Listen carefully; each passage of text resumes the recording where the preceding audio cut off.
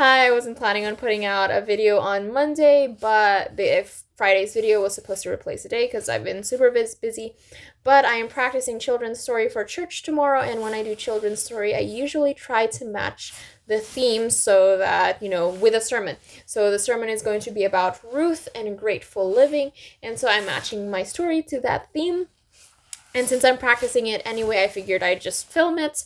I can watch the video and, work on my delivery. You get an extra video. It's a win-win situation if my delivery isn't horrible. And if it is, I just won't post this video. So anyway, here is tomorrow's children's story. Good morning and happy Sabbath. Today's story is from 2 years ago when I did Youth Rush. Youth Rush is a 10-week literature evangelism story where literature evangelism ministry where young people in college and in high school come together to do door-to-door work. We leave Christian books on a donation basis, and as the description suggests, we think we're working mostly in residential areas. That's what I was expecting. That's what I signed up for. And then in week 2 of Youth Rush, they started talking about working in businesses. And then in week 3, they started talking about learning Spanish and so that we could work in Spanish-speaking communities. And I was just like, no, I do not want to work in Canvas in businesses because that's, you're talking to strangers already, which is difficult on its own. And now you're doing it with an audience and you're getting rejected in front of other people. And that's just really difficult. And I was like, I don't want to do businesses. I don't know any Spanish. I am not going to be good at it.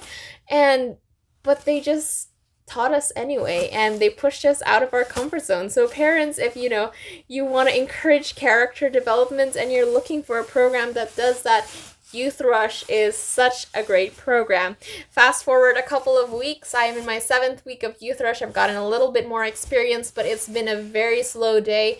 It is hot, think San Fernando Valley in July, a dry heat.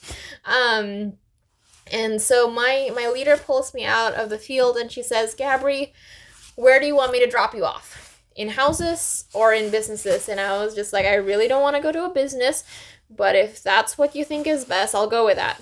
And she's like, okay, I'm going to drop you off in businesses. And I was just like, no. I was really hoping you wouldn't say that.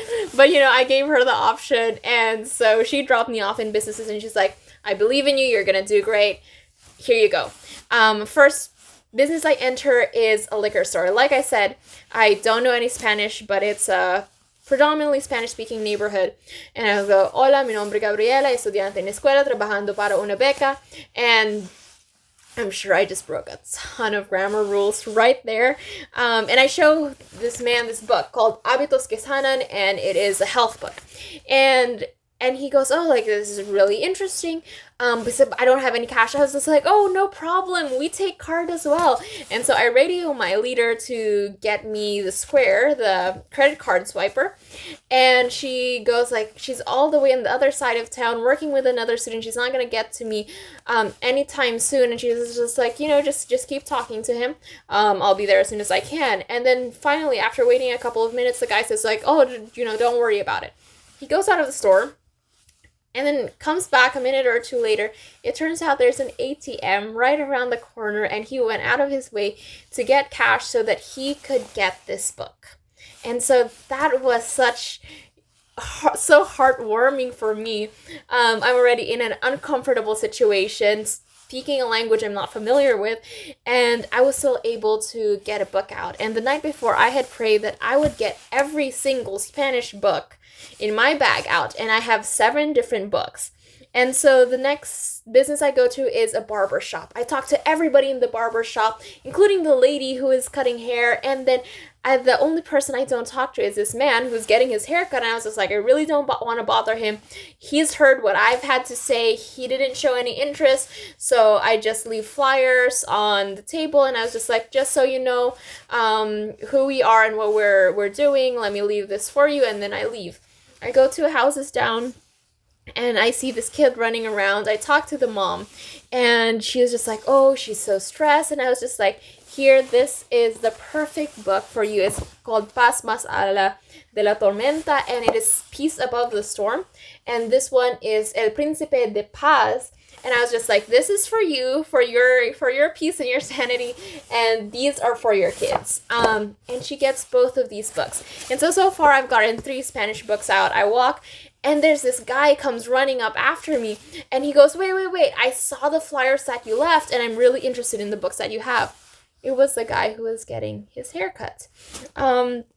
And so it turns out he's a Christian. He wants Christian books, and he has a gym. And so he got more of my Glow track so that he could leave it out for his patrons.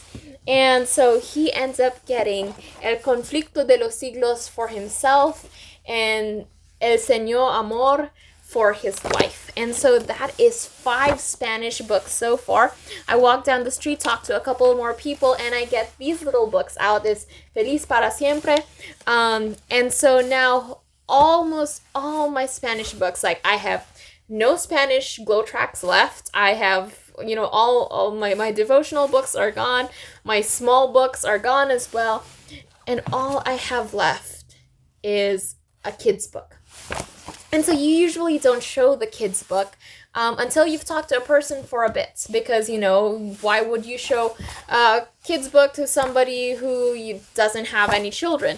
And so you either it comes up in conversation, or you look for indicators like, if they're carrying a diaper bag, they probably have a kid. And it's only when you see those indicators that you would show the kids' book. But I was like, this is my only Spanish book left. And so I'm just going around showing this kid's book to all these people. And there's this guy, and he says, I don't have any cash. I'm just going to go into the store and get something. And I was just like, okay, bye. I hope you have a great day. And 2 minutes later, he comes back out. He went into the store to buy something and get change so that he could get this book. And so the Lord answered my prayer in a powerful way, and I got every single Spanish book in my bag out. And even though I was uncomfortable with the language, I was uncomfortable in working in businesses, but my leader said, I'm going to put you in businesses. And I said, okay, I'm going to obey.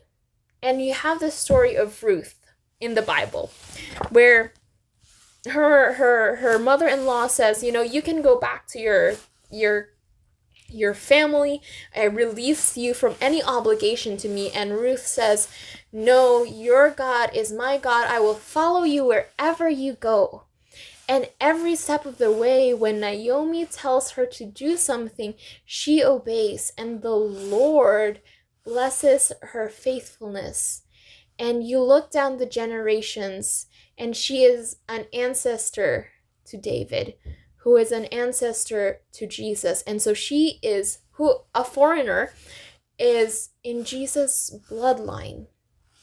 And, God honors our faithfulness. So God puts his people in our lives to guide us, to mentor us.